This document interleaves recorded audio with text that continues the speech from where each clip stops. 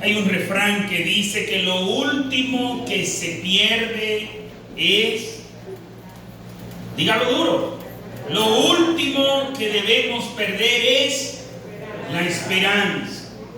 Pero yo les pregunto, ¿en la vida real es así? ¿Lo último que perdemos es la esperanza?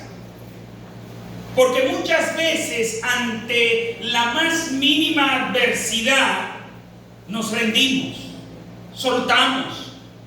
A veces cuando el obstáculo que vemos enfrente nos parece muy grande, nos rendimos y decimos, no puedo. Perdemos con frecuencia la esperanza. Pero hay en momentos en donde no vemos solución a nuestra situación y perdemos la esperanza porque ya se ha perdido la vida. Y yo le pregunto a usted, ¿puede una persona mantener la esperanza de alguien cuando ya esa persona está muerta? Ya después que está muerto, nada puede hacer por nosotros. Perdemos la esperanza. Pero Jesucristo nos puede devolver la esperanza aun cuando la persona está muerta. Oiga, Jesucristo nos puede devolver la esperanza aun cuando la persona está muerta. Es lo que vamos a ver en el pasaje que vamos a analizar hoy. Quiero invitarle a que abran sus Biblias en el Evangelio de Lucas, capítulo 7. Vamos a leer los versículos 11 al 17.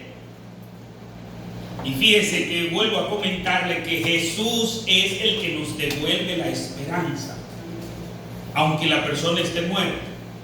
Y leemos: aconteció después que él iba a la ciudad que se llama Naín, e iban con él muchos de sus discípulos y una gran multitud. Cuando llegó cerca de la puerta de la ciudad, llevaban a enterrar a un difunto, hijo único de su madre, que era viuda, y había con ella mucha gente de la ciudad. Cuando el Señor la vio, se compadeció de ella y le dijo: no llores. Acercándose, tocó el féretro y los que lo llevaban se detuvieron y dijo: joven, a ti te digo, levántate. Entonces se incorporó el que había estado muerto y comenzó a hablar y lo dio a su madre. Todos tuvieron miedo y glorificaban a Dios diciendo: un gran profeta se ha levantado entre nosotros y Dios ha visitado a su pueblo. Y se extendió la fama de él por toda Judea y por toda la región de alrededor. Aconteció después, dice el versículo 11. ¿Después de qué? Bueno, ustedes recordarán que el domingo pasado veíamos cuando Jesús está entrando en Capernaum, cuando el centurión va a rogarle que sane a su criado, a su esclavo, sirviente, que estaba que estaba enfermo, casi muerto, dice Lucas. Y aconteció que después de esto, saliendo de Capernaum, se dirige a la ciudad de Naín. Este relato, que solamente nos lo narra Lucas, los demás evangelistas no lo narran, nos presenta la autoridad de Jesús. ¿Y por qué hago énfasis en la palabra autoridad de Jesús? Porque ustedes recuerdan que cuando Jesús termina el Sermón del Monte, en el capítulo 7 de Mateo, el sermón completo va desde el capítulo 5 hasta el capítulo 7, pero cuando él termina el Sermón del Monte, dice que todos los que estaban allí se quedaron admirados de la enseñanza de Jesús, porque enseñaba con autoridad. Enseñaba como quien tiene autoridad. ¿Y cómo enseña el que tiene autoridad? No habla con que yo creo, no habla con que yo me imagino. Mis amados, con esto de la pandemia, veíamos a las autoridades en materia de salud, a las autoridades en materia de virus, bacterias y esas cosas, titubear al momento de hablar.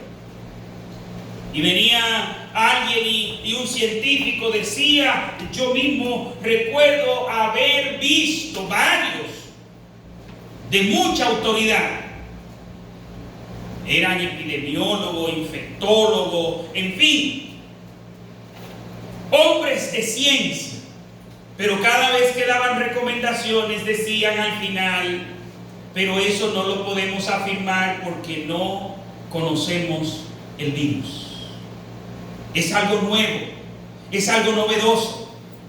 Pero el que tiene autoridad no dice al final, no puedo garantizar nada. No. Habla con autoridad. Y Jesucristo habla con tanta autoridad que dice, oísteis que fue dicho a las enseñanzas de los antiguos, mas yo os digo. ¿Y qué está diciendo Cristo con eso? Que su enseñanza está por encima de la enseñanza de los antiguos, de esos rabinos que habían enseñado, de esos maestros que habían desviado a Israel de la palabra de Dios. Porque recuerden que Jesús dijo que Él no vino a abrogar, no vino a abolir, no vino a quitar ni una jota ni una tilde de la ley. Él vino a cumplir la ley. Y termina este episodio como quien tiene autoridad. Y Mateo comienza a narrarnos no solamente que hablaba como quien tiene autoridad, sino que ahora está demostrando la autoridad. Y ustedes recuerdan que el primer episodio es que un leproso, y dice el médico Lucas, lleno de lepra, es decir, un hombre que estaba plenamente enfermo, se le acerca a Jesús y le dice, si quieres puedes limpiarme. ¿Y qué le dice Jesús? Quiero, sé limpio. Y lo tocó y al instante. No dice que fue mejorando y mejorando y desde ese momento cada día mejoraba un poquito más y cada día un poquito más. No. Al instante fue sanado. Jesús lo tocó. Al instante fue sanado. El segundo episodio que nos narra Mateo y que también lo narra Lucas es cuando el centurión le pide a Jesús, ni siquiera él mismo fue, él mandó una comitiva y le dice, por favor, dígame a Jesús que tengo este sirviente enfermo. Y Jesús dice, yo iré y le sanaré. Y cuando Jesús está cerca de la casa, ¿qué le manda a decir el centurión? Dígale al maestro que no es necesario que él venga a mi casa. Yo no soy digno de que él entre a mi casa. Que con tan solo él decir la palabra, basta para que mi siervo sea sano. ¿Y qué pasó? Fue sano el siervo. Él tenía autoridad al momento de tocar al enfermo de lepra para ser sanado de la lepra, pero también tenía autoridad para solamente decir la palabra para que aquel que estuviera enfermo sea sanado. Pero ahora en este pasaje vemos autoridad de Jesús, no solamente para sanar enfermos, para resucitar a un muerto. Aquí Él muestra su autoridad en una dimensión diferente. No solamente autoridad en el cuerpo para las enfermedades, sino también autoridad en el cuerpo y en el alma. Un alma para hacerla regresar al cuerpo y devolverle vida a ese cuerpo que ya no tenía vida. Que si tenía autoridad, mejor dicho, que si tiene autoridad, Jesús tiene toda autoridad. Toda autoridad. Y dice que iba a la ciudad que se llama Naín.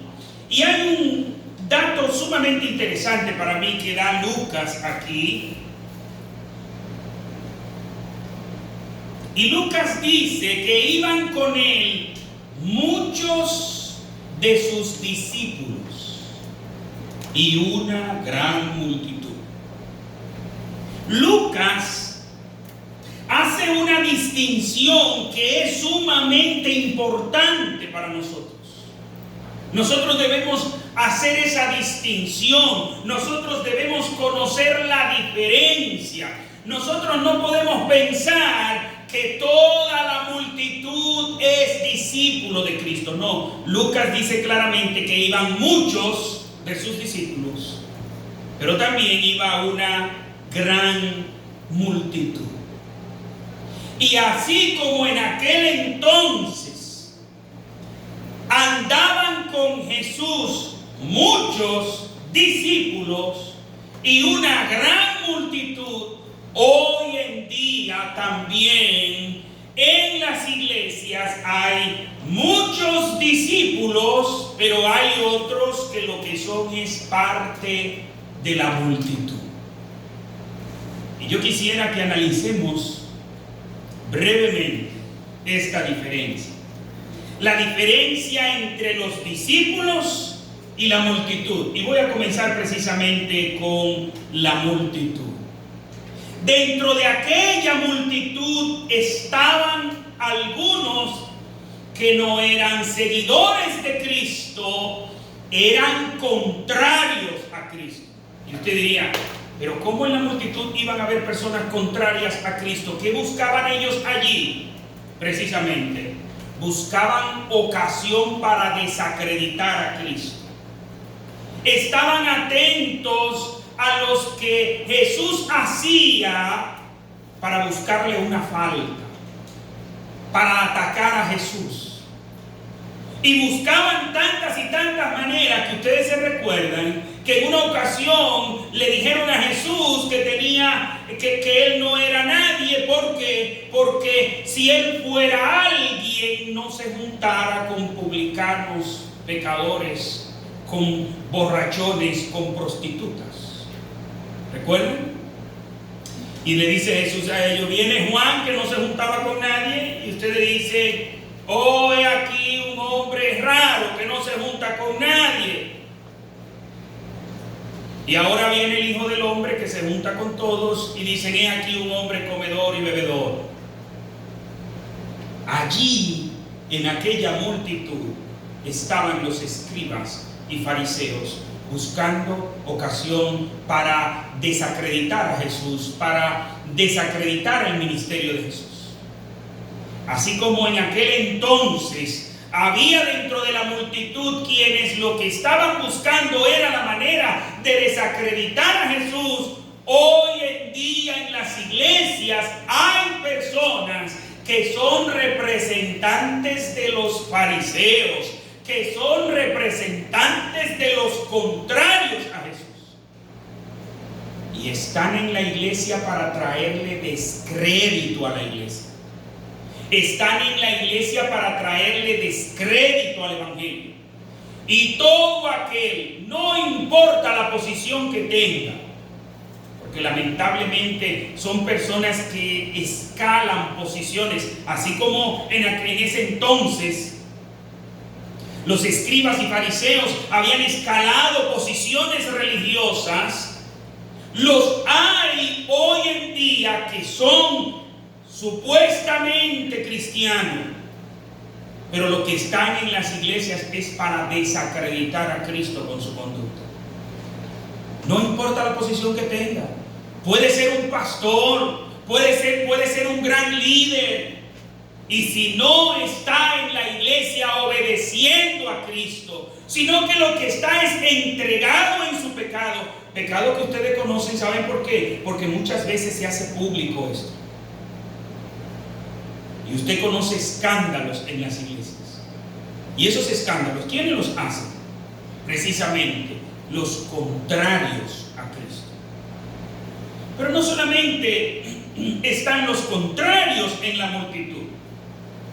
Había en esa multitud los que estaban allí por curiosidad, los curiosos. ¿Y qué era lo curioso? Oh, que ellos querían ver los milagros que hacía Jesús. Ellos estaban allí para ver cuando Jesús limpió al leproso y decir, oh. Y se asombraron cuando se sana el siervo del centurión. ¡Wow! Pero así como estaban los curiosos en aquel entonces, hoy en día hay en las iglesias personas que son miembros de las iglesias, pero no del cuerpo de Cristo, que están en la iglesia solo de curiosos. Quieren ver lo novedoso, quieren ver lo que está sucediendo en la iglesia. Y por eso, si en aquella iglesia se están haciendo más milagros que en esta, ¿qué hacen ellos? Bueno, se van para aquella iglesia. Porque lo que les interesa es ver los milagros, lo novedoso, el espectáculo. De hecho, dentro de ese grupo, dentro de esa multitud, había los que lo que les interesaba no era solamente que Jesús hiciera milagros, sino que Jesús le hiciera un milagro a ellos. Dentro de esa multitud estaban esos. Pero hoy en día también, dentro de la multitud en las iglesias, hay personas que no están buscando a Dios, sino buscando lo de Dios. ¿Se entiende? Hay personas que se acercan a la iglesia porque tienen un problema. A veces un problema de salud, un problema familiar, un problema económico, un problema. Y viene a la iglesia porque quiere que Dios le resuelva su problema. No están buscando los pies de Dios para adorarle, sino que están buscando las manos de Dios para que Dios les haga un favor. Y esos son parte de la multitud. De hecho, recuerdo haber escuchado la siguiente conversación. Hay un hombre que le dice a otro, yo voy a tener que meterme a la iglesia evangélica. Y le dice el otro, ¿y por qué? Porque yo quiero ahorrar un dinero. No era conmigo la conversación. Pero ¿qué pasó? Me picó la curiosidad. Y así como ustedes quieren saber por qué él quería meterse a la iglesia para ahorrar un dinero, digo, yo lo miro. Y me dice, sí, yo te voy a decir lo siguiente, él no sabe que yo soy cristiano. Porque estamos en un lugar ahí y es una conversación ajena. Y dice, sí, yo gasto mucho dinero en bebedera y parrandas. Si yo estoy en la iglesia me voy a economizar ese dinero. Es decir, él quería entrar a la iglesia para economizarse un dinero, porque no tenía dominio propio y necesitaba como controlarse. Y como él dice, así yo le digo a los amigos míos, no, yo estoy en la iglesia, a mí no me inviten a beber, porque déjenme decirle algo. Hay amigos que invitan a otro a beber porque saben que solo tienen que darle el primer trago, después de ahí todos los otros tragos los paga el otro. Porque desde que él se calienta no se detiene, gasta el dinero que se ha ganado y el que se está por ganar. Pues este hombre está diciendo que quiere acercarse a la iglesia con esas intenciones. Así hay mucha gente que se acerca a la iglesia. En Dominicana decíamos que a veces habían algunos delincuentes que entraban a la iglesia para enfriarse, para que los demás dijeran, oye, este hombre no es delincuente, está en la iglesia, él no está buscando a Cristo. Y yo no estoy diciendo que muchas de esas personas que se acercan a la iglesia después terminan teniendo un encuentro con Cristo. A mí me contó un pastor cubano de lo que hizo el régimen de Fidel Castro, que cuando triunfó la revolución mandaban soldados a las iglesias para que estuvieran ahí espiando lo que se hacía en la iglesia. Y esos soldados entraban y se hacían pasar por cristianos, hacían profesión de fe falsa y esas cosas. Pero ¿sabe qué pasó? Que la mayoría terminó siendo cristiano, porque fueron expuestos a la palabra de Dios. Y ya no estaban allí para ir a denunciar, no, estaban allí porque estaban buscando a Dios. Muchas veces sucede eso. Pero también dentro de la multitud están los que andan buscando los panes y los peces. Ustedes recuerdan a Jesús cuando multiplicó los panes y los peces, que después la multitud sale detrás de él y le dice: no, maestro, ¿y cuándo llegaste aquí? Te estábamos buscando. Y le dice el Señor: ustedes no me están buscando a mí por la razón correcta. Ustedes me están buscando porque ayer yo les harté la barriga a ustedes. Ayer le di comida. No os afanéis por el pan que perece, sino por el pan que a vida eterna permanece. Así como en aquel entonces están en las iglesias algunos que andan buscando los panes y los peces. Pero también están los discípulos de Cristo. Esos que están en la iglesia, porque no solo cantan como cantábamos hace un instante: quiero conocerte cada día más a ti, Señor. Entrar en tu presencia y adorar. Están los verdaderos discípulos, que el propósito de ellos no es venir a tomar ventajas de las cosas que Dios pueda dar, sino que quieren a Dios que da las cosas. Y como dice Marcos Vidal en su canción, dice: no quiero ser de los 5,000 que disfrutan del milagro, yo quiero ser de los 12, que recogen los pedazos y pasar la noche en vela juntos sobre un mar de seda, conversar con el Maestro hasta el alba. Están los verdaderos discípulos de Cristo. Y es difícil distinguir quiénes son los verdaderos discípulos de Cristo. No voy a volver a hablar de esto, porque ya en Mateo capítulo 7 lo tratamos bastante amplio. Por sus frutos los conoceréis. ¿Quiénes son los verdaderos discípulos de Cristo? Aquellos que en su vida evidencian que son discípulos de Cristo. Dos preguntas que frecuentemente hago al final del mensaje, aunque ahora no es el final. Te pregunto: tus hechos, ¿dónde te sitúan? Tus hechos, ¿qué evidencian de ti? ¿Eres de la multitud o eres de los discípulos? Si tú analizas tu vida de hoy hacia atrás, tu vida, ¿cómo se evidencia? Como uno más de la multitud que está en la iglesia, quizás por curiosidad, quizás por ver, quizás por asunto de conciencia, porque hay que venir a la iglesia como para acallar la conciencia. Estás en la iglesia porque de alguna manera quiere como que Dios te resguarde, y religiosamente viene a la iglesia buscando el resguardo de Dios.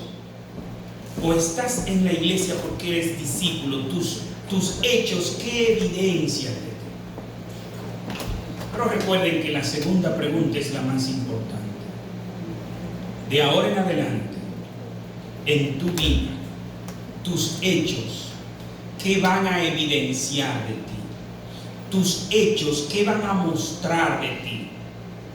De ahora en adelante, de este día en adelante, ¿serás parte de la multitud o de este día en adelante decidirás ser un discípulo de Cristo?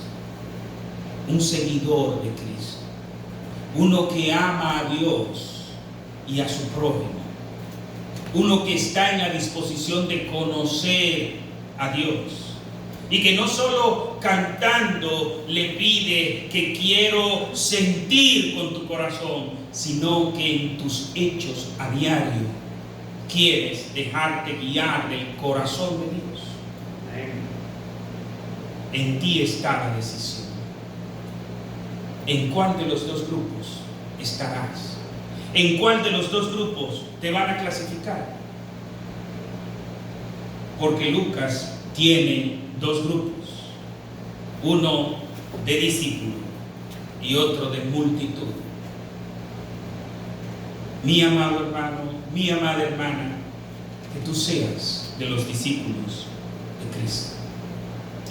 Dice el versículo 12: cuando llegó cerca de la puerta de la ciudad, llevaban a enterrar a un difunto, hijo único de su madre, que era viuda, y había con ella mucha gente de la ciudad.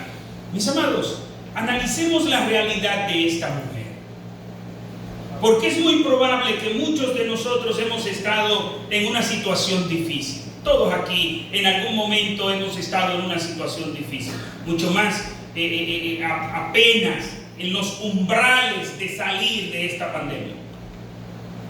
Muchos aquí hemos estado en una situación difícil. Óigame, pero la situación de esta mujer era sumamente difícil. ¿Qué nos dice aquí?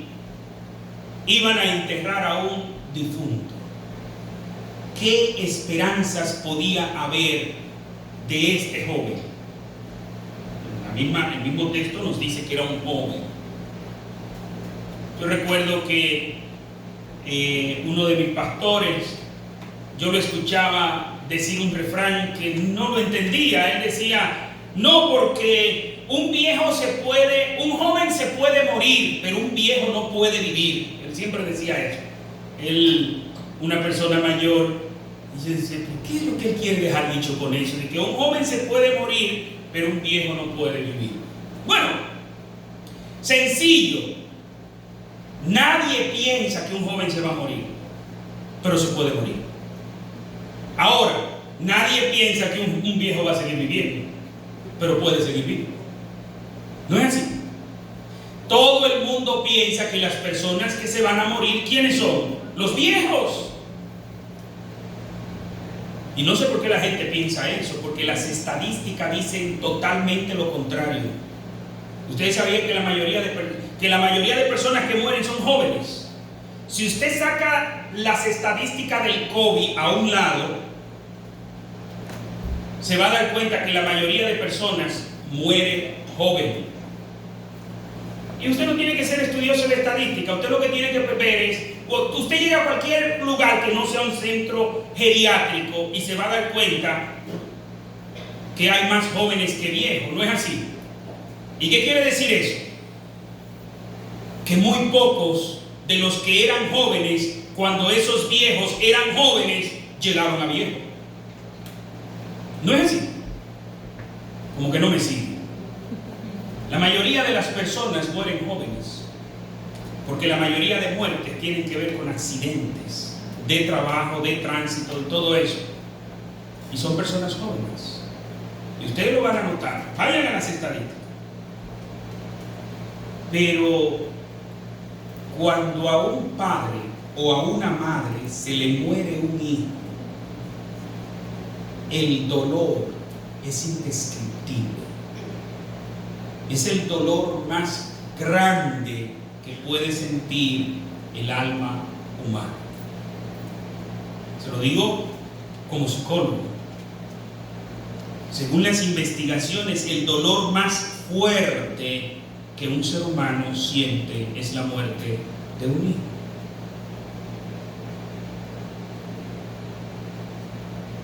Y peor aún, cuando es un hijo único.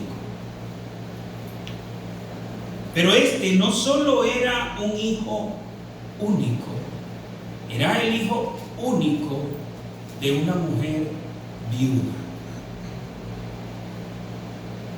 Una mujer viuda, no que vive en la ciudad de Nueva York, donde hay tantas facilidades y tantos apoyos para las personas. No, una mujer viuda en una sociedad patriarcal, machista, en una cultura donde las mujeres no heredaban. ¿Qué quiere decir eso?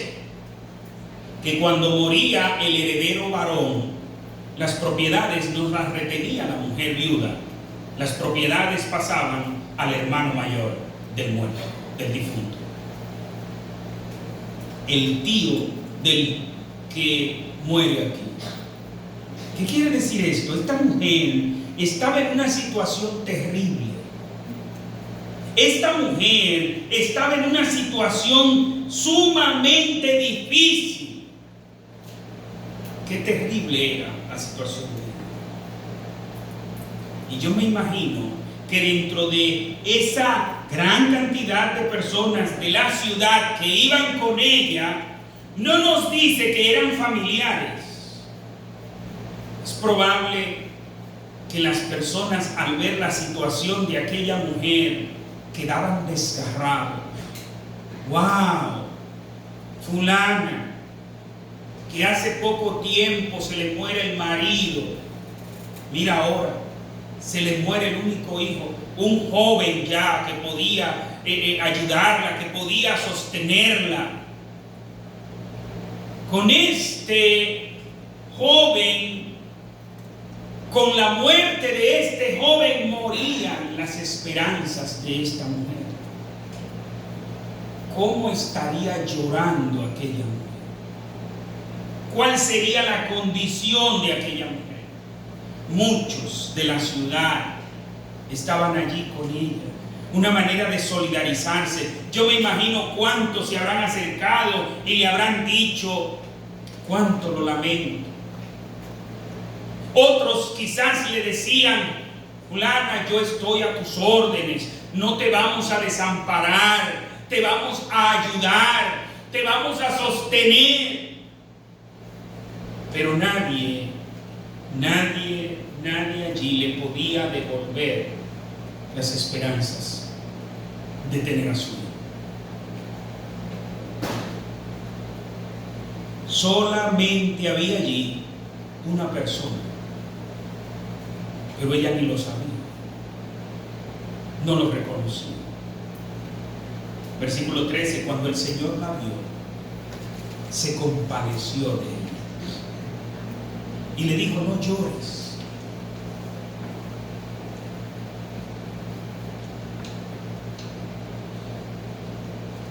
Yo me imagino que todos los que estaban allí, que conocían la situación de esa mujer, se compadecieron de ella también.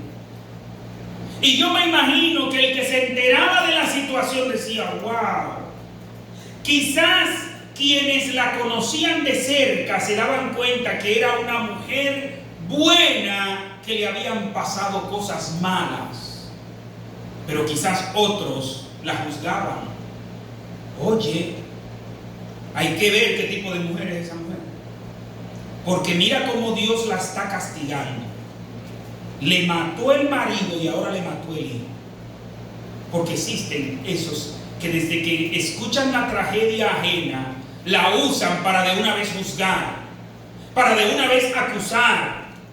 Y siempre pensamos que el que le está yendo mal es porque Dios lo está castigando, porque es malo.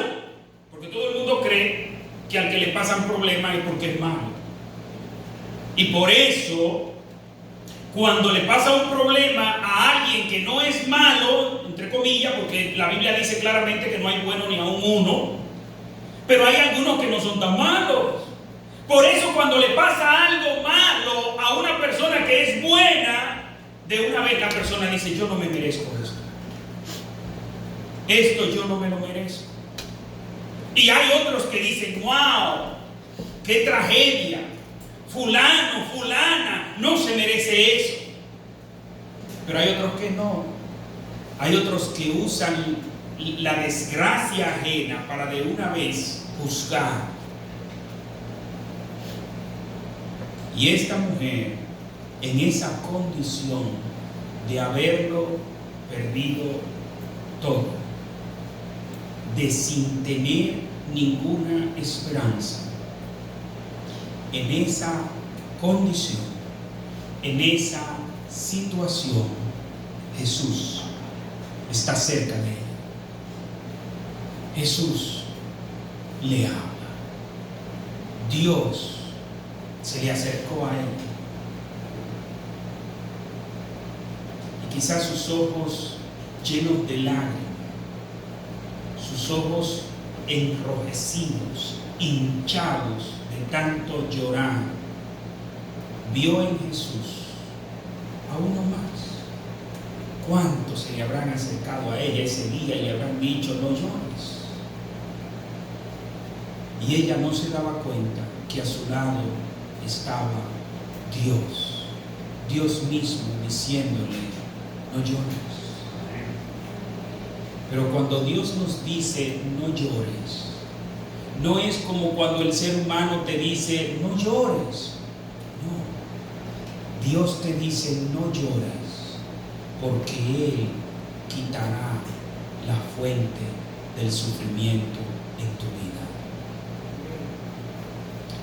No la fuente del sufrimiento pasajero, sino la fuente del sufrimiento eterno, que es el infierno.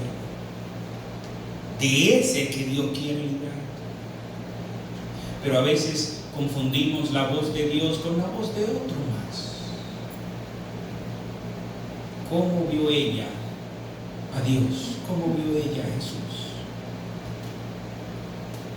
¿Cómo estamos nosotros viendo a Dios?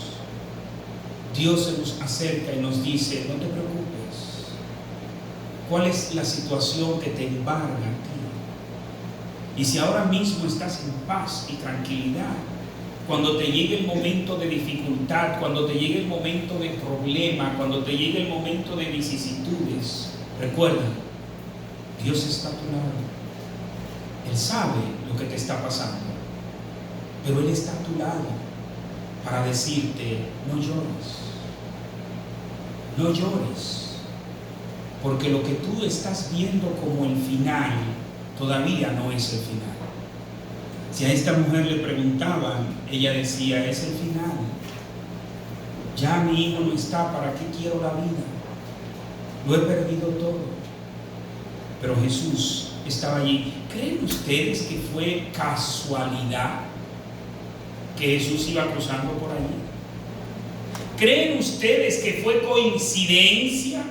Jesús iba para un lugar y se topa con este cuadro y tiene misericordia de esta mujer. ¿Creen ustedes que fue así? No. Toda la vida de Jesús, absolutamente toda, no hay un accidente en su vida. Todo fue organizado por el Padre Celestial. Dios, el Padre, sabía que esta mujer, que era viuda, su hijo iba a morir y ella iba a necesitar un milagro de Jesús. Y por eso dentro de la agenda de Jesús estaba la viuda de Naín. Aunque en la agenda de la viuda de Naín no estaba Jesús. A veces en tu agenda no está el tú tener un encuentro con Dios de esa magnitud. Pero Dios sí tiene una agenda contigo. Son muchas las personas que no tienen una agenda con Dios. Y a veces nosotros podemos ver a un familiar, quizás un hijo, quizás nuestra pareja, quizás un familiar cercano, nuestros padres, hermanos, que lo vemos indiferente a lo de Dios, porque en su agenda no está Dios, pero ellos están en la agenda de Dios. Esta mujer estaba en la agenda de Jesús. ¿Y qué hizo? Jesús, cuando ya no habían esperanzas, Él creó las esperanzas. Porque le resucitó a aquel joven, se lo devolvió a su mamá, y ahora la mirada de esta mujer, ¿dónde creen ustedes que estaba fija? ¿Dónde creen ustedes que estaba fijada la mirada de aquella mujer? ¿En su hijo resucitado o el que le trae a su hijo resucitado? Me imagino que aquella mujer abrió bien los ojos y miró a Jesús. Miró a Jesús. Tuvo un encuentro con Jesús. En medio del problema, en medio de las dificultades, en medio de las vicisitudes. Mis amados, no importa la situación que estemos viviendo, Jesús está a nuestro lado y Él tiene el control de todo. Y aunque pensemos que ya no hay esperanzas, aunque pensemos que el problema es demasiado grande, aunque pensemos que la situación es muy difícil, miremos a Jesús y veamos cuál es el próximo paso que Él da en nuestras vidas. Veamos cuál es el próximo paso que Él nos invita a nosotros a dar. Porque esta historia no ha terminado hasta que Cristo diga que se terminó. Esta historia no ha terminado, la historia de tu vida no ha terminado hasta que Dios diga hasta aquí. Y cuando Dios diga hasta aquí, es porque comienza lo mejor si estás en Cristo. Si tú estás en Cristo y termina tu vida aquí, comienza lo mejor de tu existencia. Comienza lo mejor que te puede pasar. Oremos. Padre amado y Dios bendito, gracias, porque sabemos que tú tienes una agenda. Tú tienes un plan para con nosotros. Tú tienes un plan para con nuestras vidas. Señor, si alguno de los que están aquí están como aquel joven muerto, no muerto físicamente, sino muerto espiritualmente, Padre, toca sus corazones y que tengan un encuentro con Cristo para que vuelvan a la vida, no a la vida física, sino a la vida espiritual, a la vida verdadera, que es conocerte a ti. Señor, permite que todos, absolutamente todos los que estamos aquí, podamos conocerte más y mejor. Por Cristo Jesús te lo rogamos. Amén y amén.